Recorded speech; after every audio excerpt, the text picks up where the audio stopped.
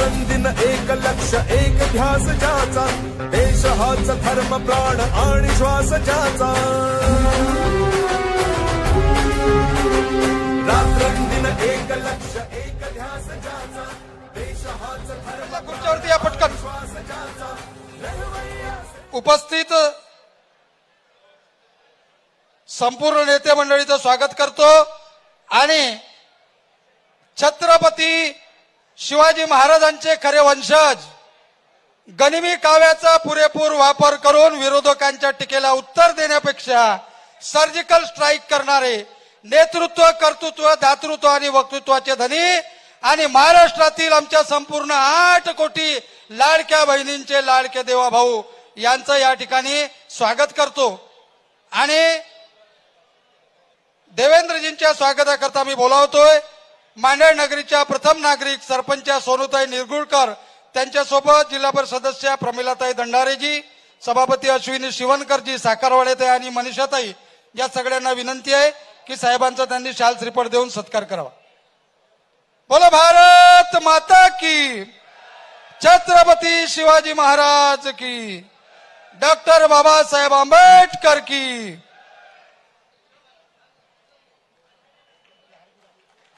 यानंतर भागेश्वरजी फेंडर, जिल्हा नियोजन समितीचे सदस्य भागेश्वरजी फेंडर, दिलीपजी सोनटक्के, वामनराव श्रीरामे, स्वप्नीलजी राऊत, सुनीलजी जुवार यांना विनंती आहे की यांनी पटकन स्वागत करावं साहेबांचं भाजपच्या वतीने। त्यानंतर स्वागत करतील शिवसेनेच्या वतीने संदीपजी इटकेलवार साहेब।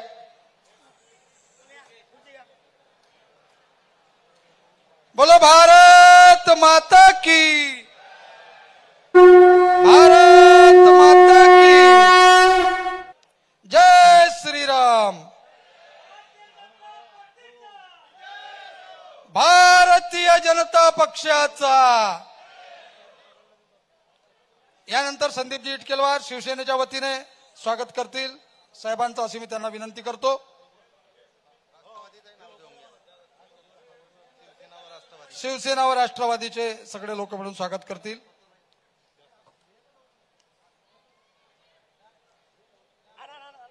या लवकर घ्या।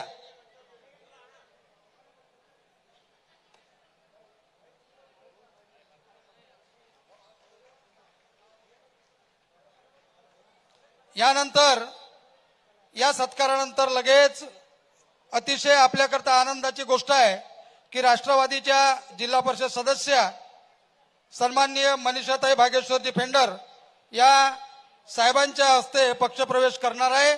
भारतीय जनता पक्षामध्ये त्यांचा प्रवेश होणार आहे।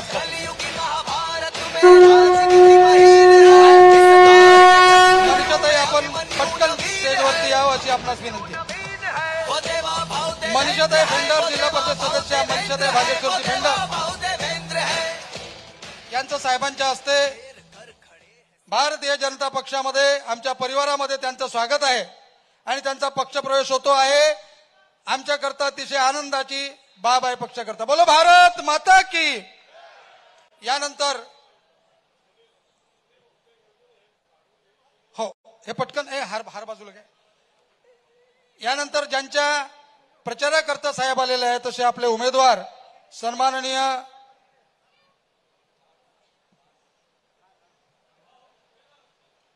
यानंतर आपले उमेदवार या ठिकाणी भाषण करतील। सन्मान्य सुधीरजी पारवे संबोधित करतील अशी मी त्यांना विनंती करतो।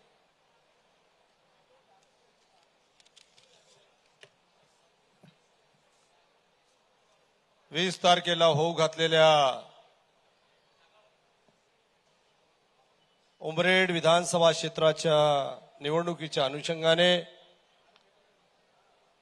भाजपा महायुतीच्या उमेदवाराच्या प्रचारार्थ अर्थात मीच उमेदवार आहे, माझ्या प्रचारानिमित्त या जाहीर सभेला संबोधन करण्याकरता प्रामुख्याने उपस्थित तुमचे आमचे नेते, महाराष्ट्र राज्याचे उपमुख्यमंत्री, विकास पुरुष आदरणीय नामदार देवेंद्रजी फडणवीस साहेब, व्यासपीठावरती उपस्थित या भागामध्ये माझे आमदार म्हणून काम केलं त्यांनी आणि आज भारतीय जनता पार्टीचे उपाध्यक्ष म्हणून भारतीय जनता पार्टीमध्ये ज्यांचा प्रवेश झाला असे माजी आमदार सन्माननीय राजूजी पारवे, व्यासपीठावरती उपस्थित आमदार ज्यांनी 2 टर्म या रामटेक लोकसभा क्षेत्राचं नेतृत्व खासदार म्हणून केलं आणि आता आमदार म्हणून निर्वाचित झाले असे आदरणीय आमदार कृपाल भाऊ तुमानेजी, तुमचे आमचे सहकारी मित्र आमदार परिणयजी फुकेसाहेब, आमच्या विधानसभाचे या निवडणुकीचे संयोजक सन्माननीय आनंदरावजी राऊसाहेब, या तालुक्याचे अध्यक्ष सन्माननीय वामनजी सिरनामे, व्यासपीठावरती उपस्थित भारतीय जनता पार्टीचे सन्माननीय वरिष्ठ नेतागण, पदाधिकारीगण, महिला मोर्चा, शिवसेनेचे नेते सन्माननीय संदीपभाऊ इटकेलवारजी, राष्ट्रवादीचे विधानसभेचे प्रमुख सन्माननीय राऊतजी, मित्रांनो,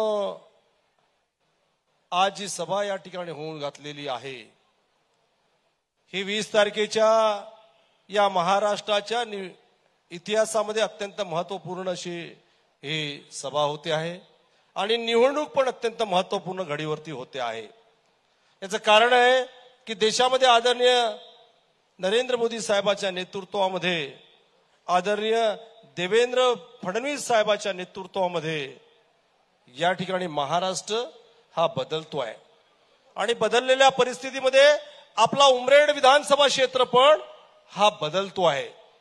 मी या भागाचा आमदार असताना आदरणीय भाऊच्या नेतृत्वामध्ये, देवेंद्र भाऊच्या नेतृत्वामध्ये या भागामध्ये फार मोठा आमूलाग्र बदल झाला।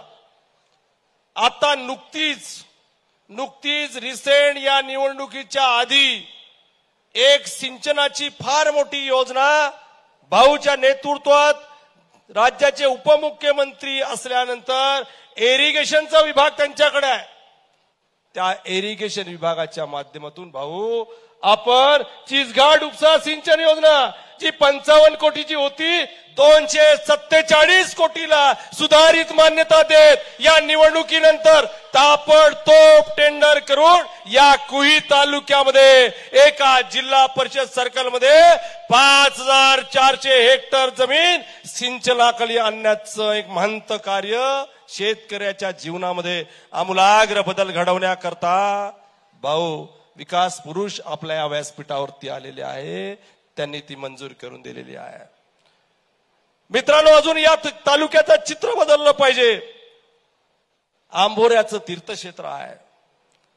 मी या भागाचा आमदार असताना भाऊ या भागामध्ये जेवढेही ब वर्ग तीर्थक्षेत्र आहे एवढे उमरेड, भिवापूर, कुही तिन्ही तालुक्याचे तीर्थक्षेत्र ब वर्ग करत आंबोऱ्यासारखा जो परिसर आहे त्या आंबोऱ्याच्या देवस्थानला आपल्या माध्यमातून 250 कोटी रुपये त्या देवस्थानचं कायापालट।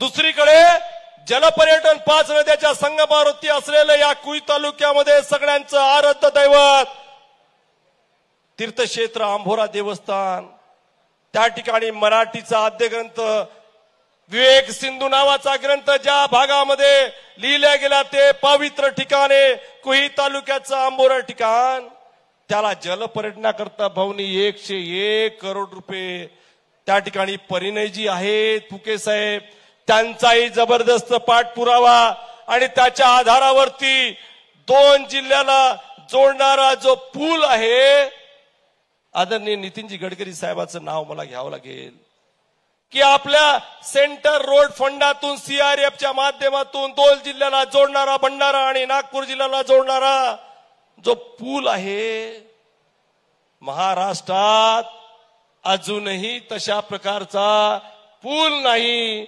त्याला पाथवे आहे, लिफ्ट आहे, गॅलरी आहे, महाराष्ट्रात असा पूल नाही आहे। ते इनोव्हेटिव्ह काम भाऊच्या नेतृत्वामध्ये या कुही तालुक्याला त्या ठिकाणी वरदान म्हणून दिलेलं आहे।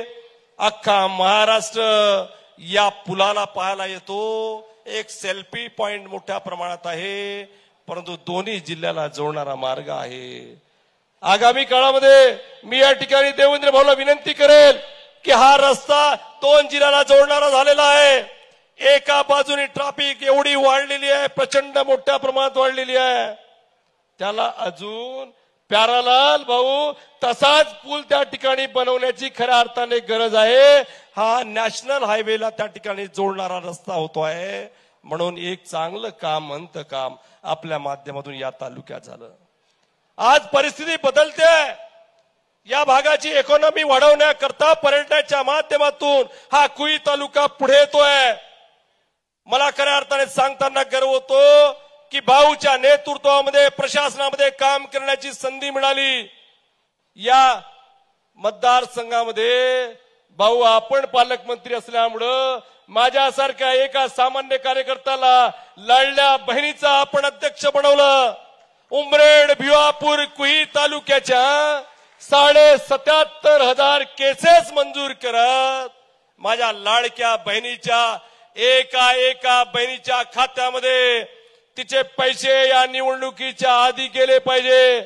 बँकेचे कुठे प्रॉब्लेम झाले असेल, आधार शेडिंग झाली नसेल, लिंक बरोबर नसेल तर एकाच्या बहिणींच्या खात्यामध्ये तिच्या अडचणी आल्या असेल तर त्या बँकेमध्ये जाऊन त्या बँकेमधून क्लिअर करण्याचं काम या सुधीर पारवेने केलं आणि 77,500 केसेस पूर्ण मंजूर करत भाऊनी त्या ठिकाणी 5 इन्स्टॉलमेंट त्यांच्या खात्यामध्ये टाकल्या. आचारसंहितेची वाट न पाहता त्यांना ऍडव्हान्स मध्ये आमच्या माता भगिनीचा, बहिणींचा, लाडक्या बहिणीचा सन्मान करण्याकरता लाडक्या बहिणीचे लाडके भाऊ, देवा भाऊ या ठिकाणी आले. मला गर्व आहे या गोष्टीचं की बोले तसा चाले, ज्याची वंदावले पावले, जे मन म्हणतो अशा पद्धतीने शब्दाचं जागणारं व्यक्तिमत्व आज आपल्यामध्ये आपल्याला संबोधन करण्याकरता या ठिकाणी येतात. एक गोष्टी आज सांगता येईल की या ठिकाणी सरकारच्या माध्यमातून त्यांच्याकडे पुन्हा ऊर्जा खाता आहे. एक खात्याची त्यांची सांगितली तर आता फार दिवसभर जास्त वेळ लागेल, परंतु दुसरी पण सभा, तिसरी सभा अजून करायला त्यांना जायचं आहे. ऊर्जा खातं त्यांच्याकडे. त्याआधी मी आदरणीय चंद्रशेखरजी बावनकुळे साहेबांचं नाव मला घेतल्याशिवाय रावल्या जाणार नाही. जेव्हा भाऊ या राज्याचे मुख्यमंत्री होते, आदरणीय चंद्रशेखरजी बावनकुळे साहेब या नागपूर जिल्ह्याचे पालकमंत्री असताना राज्याचे ऊर्जा मंत्री होते. भाऊ 10 सबस्टेशन, 10 एमईसीबीचे 33 केव्हीचे सबस्टेशन या मतदारसंघामध्ये दिले आणि गॅस इन्सुलेटेड सबस्टेशन मुख्यमंत्री म्हणून आपल्या मतदारसंघात, आणि दुसरं सबस्टेशन कुठं असेल तर ते उमरेड मध्ये दिलं. हे माझ्यासारख्या एका सामान्य माणसासाठी या सगळ्या शेतकऱ्याच्या अडचणी सोडवण्याकरता त्यांनी केलं. आणि दुसरं म्हणतं कार्य, आपण दिवसाची लाईन जेव्हा आपलं सरकार या ठिकाणी 2.5 वर्ष नव्हतं तेव्हा या जिल्ह्याचे नितीन राऊत हे ऊर्जा मंत्री होते. त्यांनी ट्रान्सफर वरून लाईन कापण्याचा निर्णय घेतला होता. त्यावेळेस आपल्यावरती टीका करायचे, पैसे शेतकऱ्याचे भरायला पाहिजे होते, कशाला माफ केले, का केले. परंतु आपण त्याच्यावरती नियोजन करणारं व्यक्तिमत्व पाहिजे, शब्दामध्ये दम पाहिजे, अभ्यास पाहिजे. भाऊनी याच्यामध्ये चित्र बदलवलं. सगळ्यांचे त्या ठिकाणी विजेचे कनेक्शन मागचेही त्या ठिकाणी व्यवस्थित केले, अभय योजना आणून, आणि नंतर संपूर्ण लोकांची वीज बिल 7.5 HP पर्यंत त्यांचे पैसे माफ करण्याचा निर्णय केला. आमचे सगळे शेतकरी एवढे प्रसन्न आहे भाऊ आपल्यावरती की फार आनंदी आहे की आपण निर्णय घेतला, जे त्यांना शक्य झालं नाही ते आपण या ठिकाणी करून दिलं. आम्हाला आपल्यावरती गर्व आहे. एकाच एक सरस योजना, परंतु या ठिकाणी अजून हे सांगत असताना योजना तर भरपूर आहे आपण केल्या, एकाच एक सरस योजना केल्या. परंतु मी या मतदारसंघाचा एक प्रतिनिधी म्हणून मला काही गोष्टी सांगणं अनिवार्य आहे. या भागामध्ये गोसेखुर्दचा प्रकल्प फार मोठ्या प्रमाणात आहे, प्रकल्पग्रस्त बांधव आहे. आपण मुख्यमंत्री असताना दर्जेदार पुनर्वसनाचा निर्णय करून 250 कोटी रुपये या मतदारसंघात दिले होते. भंडारा आणि नागपूर जिल्ह्यामध्ये असलेले भिवापूर आणि कुई तालुका 180 करोड रुपये खर्च झाले. परंतु त्या ठिकाणी काही एनबीसीसीच्या माध्यमातून थोड्या अडचणी निर्माण झाल्या, आपल्याला माहित आहे. आता ते दर्जेदार पुनर्वसन करण्याकरता आपण करू शकता, आपल्यावरती विश्वास आहे या संपूर्ण प्रकल्पग्रस्त बांधवांचा. काही लोक गेले ते खोटे आश्वासन देणारे गेले, परंतु आपण त्यातले नाही. म्हणून दर्जेदार पुनर्वसनाचा निर्णय जसा आपण घेतला होता आपण मुख्यमंत्री असताना, त्याला पुन्हा कंटिन्यू करण्याची गरज या ठिकाणी खऱ्या अर्थाने आहे. आणि या सगळ्या जनतेच्या समोर आपण त्या ठिकाणी आश्वस्त केलं, आपल्यावरती विश्वास आहे भाऊ. दर्जेदार पुनर्वसन या भंडारा जिल्ह्यात असो की या नागपूर जिल्ह्यामध्ये कुई तालुका असेल, भिवापूर तालुका असेल, याच्याकरता आपल्यावर विश्वास असल्यामुळं ही जनता त्या आशेने आपल्याकडे पाहते आणि मला पण विश्वास आहे आपण त्या ठिकाणी निर्णय घेणार, हा माझा पक्का विश्वास आहे. या ठिकाणी अजून एक गोष्ट सांगेल की आपण अधिसंख्य पदाच्या संदर्भामध्ये जे आदिवासी बांधव होते हलबा समाजाचे, त्यांनी 20-20 वर्ष नोकऱ्या केल्या होत्या, त्यांना काढण्याचं काम त्या ठिकाणी न्यायालयाच्या आधारावर झालं होतं. आपण अधिसंख्य पदाच्या ह्याच्यामध्ये निर्णय घेतला. त्यांच्या जीवनामध्ये कुठेही अवकृपा आली नाही पाहिजे, त्यांचं जीवन उद्ध्वस्त होता कामा नये, याच्याकरता अधिसंख्य पदाच्या आधारावर त्यांना ऍज इट इज ठेवण्याचं आपण काम केलं. तशाच पद्धतीने या ठिकाणी प्रकल्पग्रस्ताच्या संदर्भामध्ये नोकरीच्या अगेन्स्ट 2,90,000 दिले भाऊ. रोजगार हमीचे दर लागू करून 145 रुपये रोजी त्या ठिकाणी 100 दिवस काम करावं द्यावं लागतं आणि 20 वर्ष 2,90,000 अल्पसा निधी त्या कालखंडात मिळाला. त्या कालखंडात अल्पशा शेतीचे पैसे मिळाले भाऊ, परंतु त्यांना जे प्रकल्पग्रस्ताचे दाखले काही लोकांना भेटले होते, त्या आधारावरती काही मुलं नोकरीला लागले. पण काय झालं की त्या ठिकाणी नोकरीच्या आगेच तुम्हाला 2,90,000चं पॅकेज मिळालं, आपल्याला त्याच्यात नोकरी मिळणार नाही. काही लोकांना त्यांच्या मेरिटच्या आधारावर नोकरी मिळाली. प्रकल्पग्रस्ताचं 1% त्या ठिकाणी 2% त्या ठिकाणी प्रकल्पस्थ जोडले, त्यांनाही काढण्याच्या संदर्भातले पत्रव्यवहार चालू झालेले आहे. माझी विनंती आपल्या साहेब भाऊ, आपल्या या सगळ्या याच्यामध्ये ते आपल्या कॅलिबरच्या आधारावरती त्या ठिकाणी त्याला 1%, 2% सबसिडी मिळत असेल आणि बाकी हे करत असेल तर ते लागतील, परंतु त्या प्रकल्पग्रस्ताचे दाखले अजून कायम ठेवण्याकरता कुठेतरी एक पॉलिसी मेटरच्या आधारावरती आपण वेगळा याच्यामध्ये जर निर्णय घेतला तर या ठिकाणी आमचे प्रकल्पग्रस्त आगामी काळामध्ये त्यांच्या तरुण मुलाला त्या ठिकाणी रोजगाराच्या संदर्भामध्ये एक चांगली एक विषय या ठिकाणी होऊ शकतो. न्यायालयामध्ये दावे फार मोठ्या प्रमाणात प्रलंबित आहे, अजूनपर्यंत निकाल त्याचे लागले नाही, त्याही संदर्भातले विषय आपण बोलणारच आहात, यामध्ये मला शंका आहे. मी सातत्याने आपल्या सगळ्यांच्या आशीर्वादाने या ठिकाणी समाजाचा एक समाजसेवक म्हणून काम करतो. आपला आभार मानेल की सतत चौथ्यांदा मला या विधानसभा क्षेत्राचं नेतृत्व करण्याकरता पुन्हा चौथ्यांदा आपण तिकीट दिलेली आहे. हा समाजाचा एक कार्यकर्ता, सामान्य कार्यकर्ता, पायाला चक्र लावत या समाजातल्या ज्या काही अडचणी असेल, प्रशासनात काम केलेला कार्यकर्ता असल्यामुळं चौथ्यांदा आपण मला उमेदवारी दिलेली आहे. जनता त्या पद्धतीने विचार करते आहे, नाही काम करणाऱ्या कार्यकर्त्याची गरज आहे. परंतु या ठिकाणी मी आपल्या समोर आपल्या या ठिकाणी या जनतेलाही आश्वस्त करतो की आपल्या नेतृत्वामध्ये आपलं सरकार तर ताबडतोब आपली गरज या ठिकाणी महाराष्ट्राला आहे. आणि आपल्या नेतृत्वामध्ये तळागाळातील जनतेचे प्रश्न असतील, शेतकऱ्याचे शेतमजुराचे प्रश्न असतील, तरुण युवकाचे प्रश्न असतील, महिलांचे प्रश्न असतील, 12 बलुतेदारांचे प्रश्न असतील, सरकारच्या योजना प्रत्येक माणसापर्यंत पोहोचवून आपण ज्या निर्णय करणार ते निर्णय या समाजाच्या शेवटच्या पंक्तीमध्ये राहणाऱ्या मुख्य धारेमध्ये आणण्याकरता आपल्या नेतृत्वामध्ये निश्चित काम करेल. या जनतेला कुठेही नामोहराम होऊ देणार नाही, या जनतेची कुठेही मान खाली झुकू देणार नाही. सगळ्याचा सन्मान करत या मतदारसंघामध्ये विकासाच्या कामाकरता आपल्या नेतृत्वात आपण जे निर्णय करणार ते यांच्यापर्यंत, या जनतेचा सेवक म्हणून पोहोचवण्याचं काम निश्चित करेल. एवढं या ठिकाणी आपल्याला आश्वस्त करतो आणि माझ्या या जनतेला विनंती करतो की मित्रांनो, तुमचा सेवक आहे. या 20 तारखेला हे निवडणूक खऱ्या अर्थाने या महाराष्ट्राचं चित्र बदलत महाराष्ट्रामध्ये सत्ता आणण्याकरता भाऊच्या नेतृत्वामध्ये एका सेवकाला एक सेवा करण्याची संधी मिळालेली आहे. आपण 20 तारखेला महायुतीचा उमेदवार म्हणून कमळ या चिन्हाचं बटन दाबा. मी आपल्याला खऱ्या अर्थाने मतदानाच्या रूपामध्ये कर्ज मागतोय.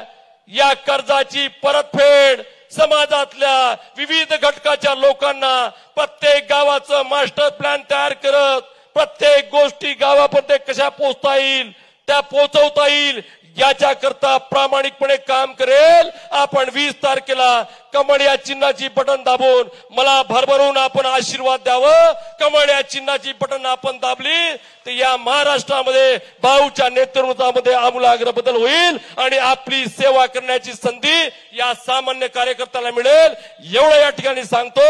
आणि आपल्यावरती विश्वास व्यक्त करत आपण निश्चितच प्रचंड मताधिक्याने कुई तालुका एकतर्फी कमळ या चिन्हाला बटन दाबून मला निर्वाचित कराल एवढा विश्वास व्यक्त करून मी माझ्या वाणीला विराम देतो. धन्यवाद. धन्यवाद भाऊ.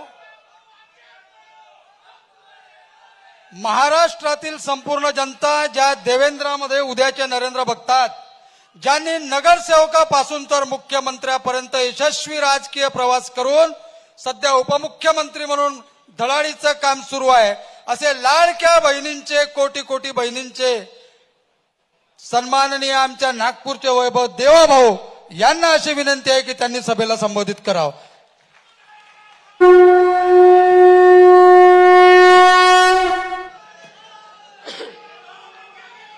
भारत माता की, भारत माता की, छत्रपती शिवाजी महाराज की, धर्मवीर छत्रपती संभाजी महाराज की, जय भवानी, जय भवानी. हिंदवी स्वराज्याचे सरसंस्थापक छत्रपती शिवरायांना मानाचा मुजरा करतो. भारतीय राज्यघटनेचे शिल्पकार भारतरत्न डॉक्टर बाबासाहेब आंबेडकर यांना मानवंदना अर्पित करतो. आजच्या या प्रचार सभेमध्ये मंचावर उपस्थित असलेले माजी खासदार आणि विद्यमान आमदार कृपाल भाऊ तुमाने, आमदार परिणयजी फुके, माजी आमदार आणि ज्यांनी माझ्या एका म्हणण्यावर निर्णय केला की मी तिकीट मागणार नाही, तुम्ही सुधीर भाऊला तिकीट द्या, असे राजू भाऊ पारवे. राजू भाऊ काळजी करू नका, तुम्हाला फार काळ मोकळं ठेवणार नाही. आपले लोकप्रिय उमेदवार ज्यांनी 10 वर्ष उमरेड विधानसभा क्षेत्राची सेवा केली, मागच्या वेळी निवडून आले नाहीत तरी सातत्याने पायाला भिंगरी लावून फिरत होते, असे सुधीर भाऊ पारवे, आनंदराव राऊत, शिरीषजी मेश्राम, संदीपजी इटकेलवार, आस्तिकजी सहारे, पुंडलिकजी राऊत, दिलीपजी सोनटक्के, नरेशजी चौधरी, वामनजी श्रीरामे, सुनीलजी जुवार, शिवाजीजी सोनसरे, धनपाल लोहारे, श्यामबाबू दुबे, संजय निरगुळकर, नरेश झुरमुरे, इस्तारी तळेकर, सोनूताई निरगुळकर, प्रमिलताई दंडारे, परमानंद दंडारे, स्वप्नील राऊत, मनीषाताई फेंडर, अश्विनीताई शिवणकर, कविताताई साखरवाडे, आनंद खडसे, बाबासाहेब तितरमारे, त्याचप्रमाणे विनोद इटकेलवार, आमचे बागेश्वरजी, सर्वच या ठिकाणी मंचावरील मान्यवर आणि मोठ्या संख्येनं उपस्थित असलेल्या माझ्या सगळ्या लाडक्या बहिणींनो आणि तितक्याच लाडक्या भावांनो, आज अतिशय आनंदाची गोष्ट आहे की आपले उमेदवार सुधीर पारवे यांना आशीर्वाद देण्याकरता इतक्या मोठ्या संख्येनं तुम्ही सगळे उपस्थित आहात. मला विश्वास आहे 10 वर्ष सुधीर पारवेंनी उमरेड मतदारसंघाची सेवा केली. एक अतिशय जागरूक लोकप्रतिनिधी म्हणून, सभागृहामधला एक बोलकार लोकप्रतिनिधी म्हणून, एक संघर्ष करणारा लोकप्रतिनिधी म्हणून, जनतेमध्ये राहून जनतेची सेवा करणारा लोकप्रतिनिधी म्हणून आपण सगळे या ठिकाणी सुधीर पारवेंना ओळखतो. पुन्हा एकदा यावेळी सुधीर पारवेंना आपण उमेदवारी दिली आहे आणि मला विश्वास आहे की आपल्या सगळ्यांचं मत आणि आशीर्वाद त्यांना मिळेल. त्यांनी या क्षेत्रामध्ये जी काही कामं केली ते असतील किंवा आमचे राजूभाऊ असतील. खरं म्हणजे राजूभाऊ जरी मागच्या वेळेस काँग्रेसमधून निवडून आले होते तरी देखील पूर्ण वेळ ते गडकरी साहेबांसोबत आणि आमच्या सोबतच होते. त्याच्यामुळे त्यांनाही आम्ही कुठेही विकासामध्ये कमतरता पडू दिली नाही. आज आंभोऱ्याचं काम असेल, चिचगडचं काम असेल, या ठिकाणी पर्यटनाच्या सोयी असतील, केबल स्टेट ब्रिज असेल, या ठिकाणचे रस्ते असतील, हायवे असतील, वेगवेगळ्या प्रकारच्या ज्या योजना या ठिकाणी झाल्या त्या सगळ्या योजना या दोघांनी मिळून ज्या प्रकारे त्याचा पाठपुरावा केला त्यातूनच खऱ्या अर्थानं आज आपल्याला पाहायला मिळत आहे की उमरेडची परिस्थिती ही मोठ्या प्रमाणात बदलली आहे. खरं म्हणजे 2014 मध्ये आपलं सरकार आल्यानंतर गोसेखुर्दला आपण मोठ्या प्रमाणात चालना दिली.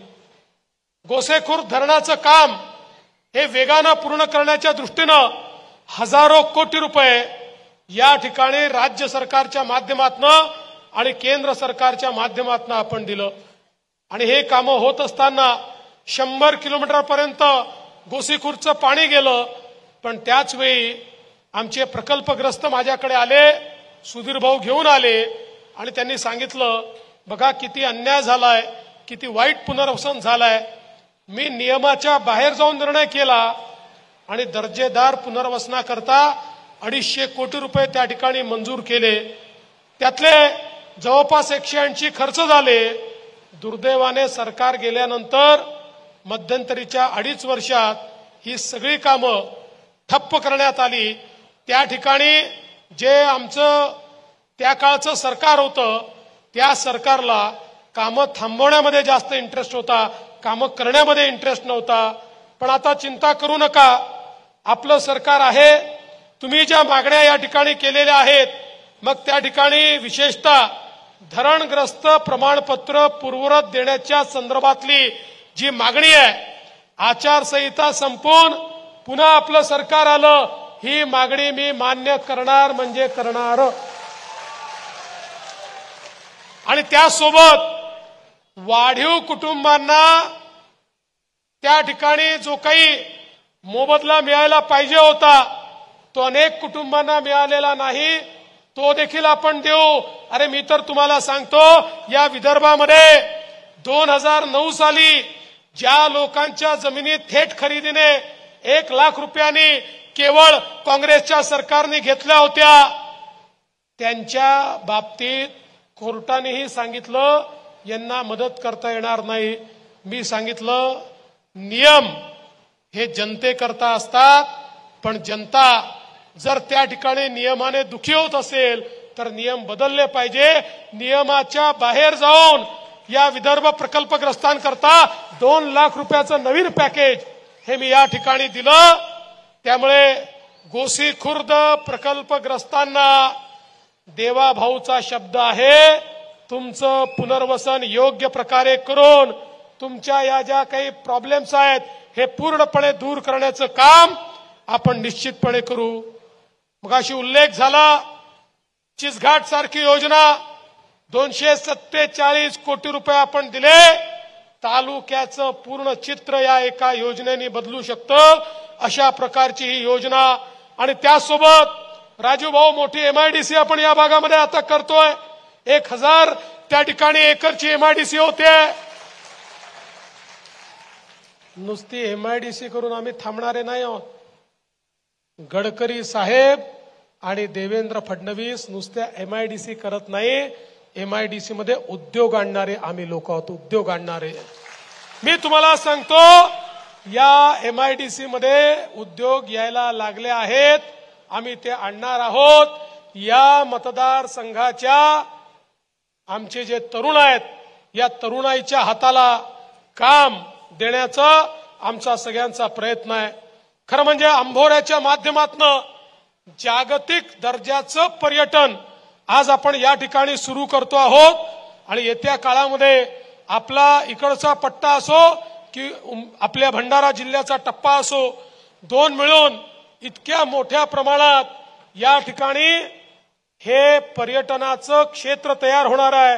आणि मग तारणा लेक असेल, करांडला अभयारण्य असेल, त्या ठिकाणी कोलासूर टेकडी असेल, अंभोऱ्याचा सगळा परिसर असेल, या माध्यमातून हजारो तरुणांच्या हाताला काम मिळेल अशा प्रकारच्या पर्यटनाच्या अत्याधुनिक सोयी आपण त्या ठिकाणी तयार करतो आणि या क्षेत्राचं चित्र पूर्णपणे बदलण्याचं काम आपल्या सरकारच्या माध्यमातून चाललंय। बंधू भगिनींनो, खरं म्हणजे माननीय गडकरी साहेबांच्या नेतृत्वात या जिल्ह्यामध्ये 2014 ते 2024 केंद्र सरकारने आणि राज्य सरकारने जे काम केलं आहे ते आपण सगळे पाहतात। आज सिमेंट कॉन्क्रीटचे रस्ते आहेत, आज वेगवेगळ्या प्रकारच्या योजना आहेत, आज वेगवेगळे उद्योग येत आहेत। सामान्य माणसाच्या जीवनाला परिवर्तित करण्याचं काम आपण करतोय। आपलं जे महायुतीचं सरकार आहे हे सरकार सातत्याने शेतकऱ्याच्या पाठीशी उभं राहणारं सरकार आहे। या सरकारने 1 रुपयात पीक विम्याची योजना आणली, शेतकऱ्यांनी 1 रुपया भरला, शेतकऱ्यांना 8,000 कोटी रुपये आम्ही त्यांच्या खात्यामध्ये दिले। माननीय मोदी साहेबांनी किसान सन्मान योजना आणली, 6,000 रुपये दिले। आम्ही सांगितलं नमो किसान सन्मान योजना आमची आहे, 6,000 आम्ही टाकले। शेतकऱ्यांना 12,000 रुपये त्यांच्या खात्यामध्ये देण्याचा निर्णय आपण केला। आणि आता चिंता करू नका, पुन्हा तुम्ही सरकार आणलं की 12,000 रुपये नाही, 15,000 रुपये शेतकऱ्यांच्या खात्यामध्ये देण्याचा निर्णय आपण केलाय। आज आपण पाहू शकतो धानाच्या संदर्भात पहिल्या वर्षी 15,000चा बोनस दिला, मागच्या वर्षी 20,000चा बोनस दिला, आता या वर्षी 25,000चा बोनस हा धानाला आपलं सरकार देणार आहे। कापूस आणि सोयाबीनच्या संदर्भात मागच्या काळामध्ये ज्यावेळेस भाव पडले आपण सांगितलं हेक्टरी 5,000 रुपये अनुदान आम्ही देऊ। हे अनुदान शेतकऱ्याच्या खात्यामध्ये आपण जमा केलं आणि आता पुढच्या काळामध्ये खऱ्या अर्थानं आपण योजनाच आणली आहे की जर MSP पेक्षा हमी भावापेक्षा मार्केटचा भाव कमी झाला आणि शेतकऱ्याचं नुकसान झालं तर हमी भावापेक्षा जेवढा कमी भाव आहे त्यातला मधला जो फरक आहे तो फरक भावांतर योजनेच्या अंतर्गत आपलं सरकार थेट शेतकऱ्याच्या खात्यामध्ये जमा करेल अशा प्रकारचा निर्णय आपण घेतला। त्यामुळे शेतकऱ्याला कुठेही अडचण होणार नाही।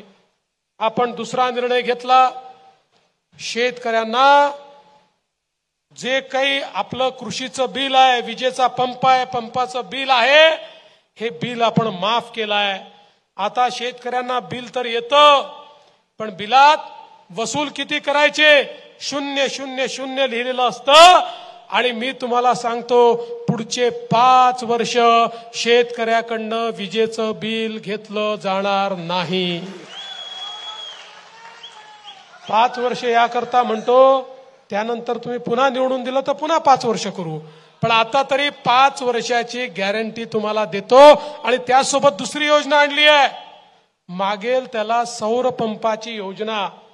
केवळ 10% पैसे शेतकऱ्यांनी भरायचे, 90% पैसे आम्ही भरू, 25 वर्ष तुम्हाला मोफत वीज मिळेल, तुम्हाला कुठेही पाहायची आवश्यकता पडणार नाही। बंधू भगिनींनो, आमचा शेतकरी सातत्याने आम्हाला विनंती करतो की आम्हाला दिवसा 12 तास वीज द्या, रात्रीच्या विजेचा आम्हाला त्रास होतो, शेतीमध्ये साप विंचू त्या ठिकाणी असतात, आम्हाला आमचं जीवन खराब होतं, आमची झोप खराब होते, मेहनत जास्त होते, आम्हाला दिवसा 12 तास वीज द्या। या महाराष्ट्रामध्ये देशात पहिल्यांदा मी कृषी वीज वितरण कंपनी स्थापन केली, वेगळी कृषी वीज वितरण कंपनी। या कंपनीच्या अंतर्गत 14,000 मेगावॅटच्या सौर ऊर्जेची निर्मिती सुरू केली. 18 महिन्यामध्ये ही निर्मिती पूर्ण झाल्यानंतर माझ्या तमाम शेतकऱ्यांना दिवसा 12 तासाची वीज 365 दिवस मिळेल. कोणालाही रात्री काम करण्याची आवश्यकता पडणार नाही. आणि एवढंच नाही, सुधीर पारवेंना पुन्हा निवडून आणा, पुन्हा आपलं सरकार आणा. आपण निर्णय केलाय शेतकऱ्याला संपूर्ण कर्जमाफी आपण देणार आहोत. हे शेतकऱ्यांचं सरकार आहे, सामान्य माणसाचं सरकार आहे. आज आपण पाहू शकतो दीन दलित गोर गरीब आदिवासी शेतकरी शेतमजूर महिला अल्पसंख्याक ओबीसी सगळ्या समाजाकरता आपण काम केलं. ओबीसीचे 54 हॉस्टेल आपण सुरू केले आणि त्यासोबत स्वयंसारखी योजना सुरू केली. ओबीसी असतील, भटके विमुक्त असतील, आमच्या सगळ्या मुलांना हॉस्टेलमध्ये जागा मिळाली नाही तर 40,000 ते 60,000 एवढा निर्वाह भत्ता आपण त्यांना देतो आणि त्यांची शिक्षणाची सोय आपण केली. आज आपण या ठिकाणी महाज्योती सारखी संस्था तयार केली ज्याच्या माध्यमातून आमच्या ओबीसी समाजात यूपीएससी एमपीएससीचे पोरं तयार झाले पाहिजे. हा प्रयत्न आपण सुरू केला. आमच्या आदिवासी समाजाकरता, आमच्या धनगर समाजाकरता, आमच्या वेगवेगळ्या समाजांकरता त्या ठिकाणी चांगल्या दर्जेदार शिक्षणाकरता खासगी कॉलेजमध्ये 50,000 60,000 रुपये भरून मुलांच्या शिक्षणाची व्यवस्था आपण त्या ठिकाणी केली. वेगवेगळ्या समाजाचे महामंडळ तयार करून समाजातल्या तरुणाच्या हाताला काम मिळेल हा आपण प्रयत्न केला. आता तर आपण असं ठरवलं आहे नवीन सरकार आल्यानंतर 15 लाख रुपयापर्यंत आमच्या तरुणांना बिनव्याजी कर्ज आम्ही देणार आहोत जेणेकरून त्यांच्या हाताला त्या ठिकाणी काम मिळेल. आमच्या हलबा समाजावर मोठं संकट आलं. मागच्या महाविकास आघाडीच्या सरकारने अधिसंख्य पदांवर फक्त 11 महिन्याकरता त्यांची नियुक्ती केली. त्या नियुक्तीनंतर हे सांगितलं की आता कंटिन्युएशन होणार नाही, कुठलाही फायदा मिळणार नाही. पुन्हा तुमच्या आशीर्वादानं सरकार आल्यानंतर आपण निर्णय केला आणि त्या ठिकाणी आमचं अधिसंख्य पदावर ज्यांना घेतलं त्यांना कंटिन्यू करण्याचा निर्णय केला. त्यांना पेन्शन देण्याचा निर्णय केला, त्यांना ग्रॅच्युटी देण्याचा निर्णय केला, रिटायरमेंटचे सगळे बेनिफिट देण्याचा निर्णय केला. महाविकास आघाडीने ज्यांना घरी बसवलं होतं त्यांना पुन्हा त्या ठिकाणी कामाला लावण्याचं काम हे आपल्या सरकारच्या माध्यमातून आपण केलं. आणि आता पुन्हा आपण संत कोलबा स्वामी महामंडळ तयार केलेलं आहे की ज्या महामंडळाच्या माध्यमातून आमच्या हलबा समाजाच्या तरुणाईच्या हाताला काम आणि त्यांना त्या ठिकाणी रोजगार देण्याचं काम आपल्या सरकारच्या माध्यमातून होणार आहे. बंधू भगिनींनो, आपल्या देशाचे प्रधानमंत्री माननीय मोदीजी सातत्याने सांगतात देशाला जर विकसित भारत तयार करायचा असेल तर आपल्याला भारताची जी लोकसंख्या आहे त्या लोकसंख्येचा 50% हिस्सा असलेल्या आपल्या माता भगिनींना देशाच्या सामाजिक आर्थिक केंद्रावर आणावं लागेल. मोदीजींनी बेटी बचाओ बेटी पढाओ पासनं तर लखपती दीदी पर्यंत अनेक कार्यक्रम आखले. लखपती दीदी हा कार्यक्रम काय माहितीये? मोदीजींच्या योजनेतनं ज्या महिला रोजगार निर्मिती करून वर्षाला 1 लाख रुपयापेक्षा जास्त पैसा कमवतात त्यांना लखपती दीदी म्हणतात. अशा महाराष्ट्रामध्ये 11 लाख लखपती दीदी आम्ही तयार केल्या. लवकरच 25 लाख लखपती दीदी तयार करणार आहोत. 2028 पर्यंत 50 लाख महिलांना, आमच्या बहिणींना लखपती दीदी आम्ही तयार करणार आहोत. आणि शेवटी 1 कोटी महिलांना लखपती दीदी तयार करण्याचा आमचा या ठिकाणी मानस आहे. आमच्या लाडक्या बहिणींना मी सांगून देऊ इच्छितो, आपल्या सरकारने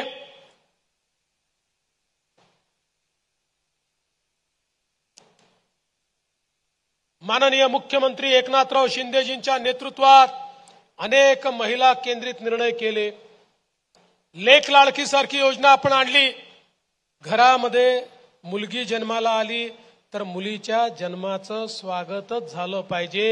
या दृष्टीनं मुलगी जन्माला आली की 5,000 रुपये, पहिल्या वर्गात गेली की 5,000 रुपये, 7व्या वर्गात गेली की 7,000 रुपये, 11व्या वर्गात गेली की 8,000 रुपये, 18 वर्षाची झाली की 75,000 रुपये, असे 1 लाख रुपये त्या परिवाराला देण्याचा निर्णय आपल्या सरकारने केला. एवढंच नाही, आपल्याला माहिती आहे या काँग्रेसवाल्यांनी मोठे मोठे कॉलेजेस उघडले, खासगी इंजिनिअरिंग कॉलेज, मेडिकल कॉलेज, त्याची फी 2 लाख, 4 लाख, 5 लाख, कोणाला परवडत नाही अशी फी. आज घरामध्ये जर एक मुलगा असेल, एक मुलगी असेल, घरचे लोक मुलीला सांगतात, बाई सगळं विकवाक करून तुझ्या भावाला आम्ही शिकवू शकतो, तुला शिकवायला आमच्याकडे पैसा नाही, तुझं लग्नच करायचं आहे, त्यामुळे तू घरी बैस. कितीही हुशार असली तरी ती मुलगी आमची बहीण त्या ठिकाणी शिकू शकत नाही. आम्ही निर्णय केला, आम्ही त्या ठिकाणी आई बापांना सांगितलं, मुलीला शिकवण्याकरता तुमच्याजवळ पैसे नसतील काळजी करू नका, मुलीचे मामा मंत्रालयामध्ये मुंबईला बसले आहेत, ते मुलीचं शिक्षण करतील. आणि आज मेडिकल असो, इंजिनिअरिंग असो, MBA असो, BBA असो, लॉ असो, MSc असो, PhD असो, कुठलंही शिक्षण मुलींनी घेतलं त्याची जी फी असेल 1 लाख असेल, 2 लाख असेल, 5 लाख असेल, सगळी फी आपलं सरकार त्या ठिकाणी भरतं आहे. मुलींना शिक्षित करण्याचं काम आम्ही करतोय. आपण एक अजून निर्णय केला, आपल्या महिलांना STच्या प्रवासामध्ये तिकिटात 50% आपण सूट दिली. ज्यावेळी सूट दिली त्यावेळी STचे लोक आमच्याकडे आले आणि आम्हाला म्हणाले, साहेब ही सूट देऊ नका, आमची ST तोट्यामध्ये आहे, ती डबघायला येईल, ती बंद पडेल. आम्ही सांगितलं, आम्हाला तर बहिणींना अर्ध तिकीट द्यायचंच आहे, तुम्हाला अडचण आली तर आम्ही मदत करू. आश्चर्य सांगतो, 1 महिन्यापूर्वी तेच लोक पुन्हा आले, आम्हाला म्हणाले काही झालं तरी योजना बंद करू नका. अरे म्हटलं मागे आले सुरू करू नका, आता म्हणता बंद करू नका, हे काय गोड बंगाल आहे. म्हणाले साहेब काय सांगायचं, जेव्हापासून योजना सुरू झाली इतक्या महिलांनी प्रवास सुरू केला की तोट्यात असलेली आमची ST आता फायद्यामध्ये आलेली आहे, त्यामुळे योजना बंद करू नका. मी पण थोडी चौकशी केली तर माझ्या लक्षात आलं, अलीकडच्या काळामध्ये आमच्या लाडक्या बहिणी आमच्या भाऊजींना सांगतात, तालुक्याला जिल्ह्यात जायचं, तुम्ही घरी बसा, मीच जाऊन येते. तुम्ही गेले की तिकीटी दुप्पट लागतं, तिकडे गेले की पान, तंबाखू, खर्रा, मावा काय काय खाता आणि पैसे बर्बाद करता. मी गेली तर अर्ध्या पैशात काम करते आणि पैसे वाचवून येते.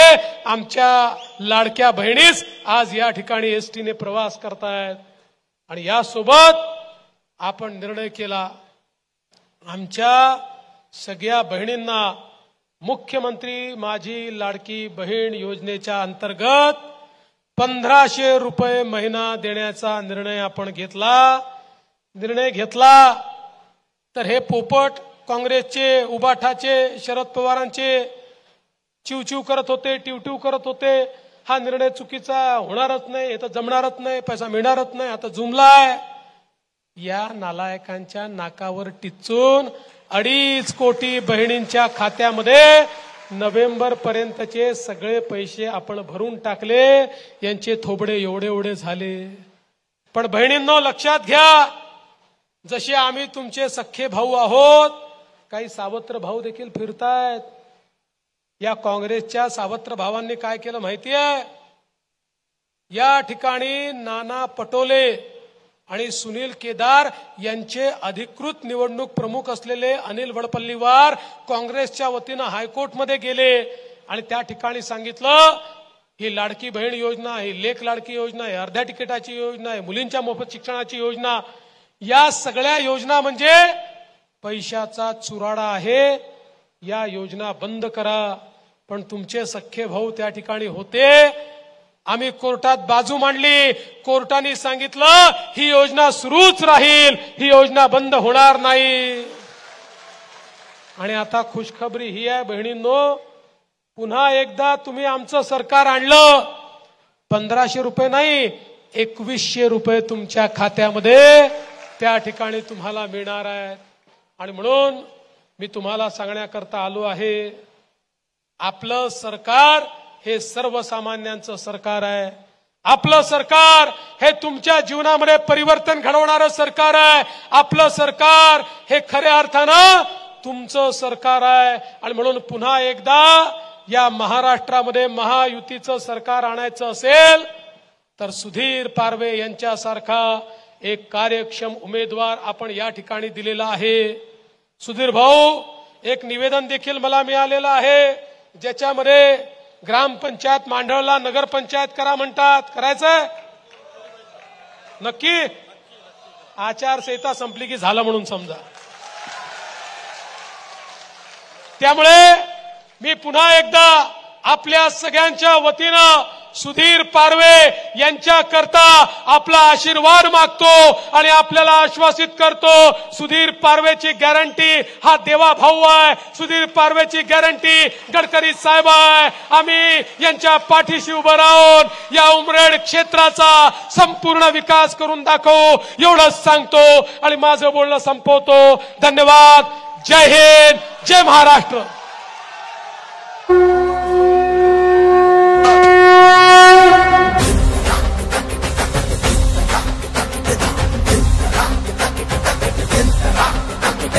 देवा देवा देवा देवा